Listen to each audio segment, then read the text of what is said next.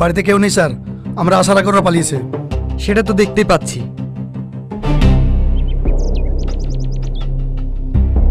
আরে বাস, এ তো দেখছি মেয়েদের বাজার। এই দেখেন স্যার, সাথী এদের লিস্টে আছে। আর সাথে আরো মেয়ে ওদের টার্গেটে আছে। হলো অনেক রাগ হয়েছে না আমার উপর? হবেই তো, যাকে তুমি এত ভালোবাসো সেই তো তোমাকে বিশ্বাস করেনি।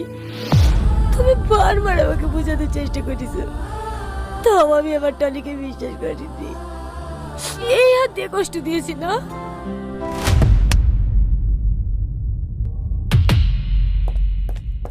কি হলো ম্যাডাম? কিছু না।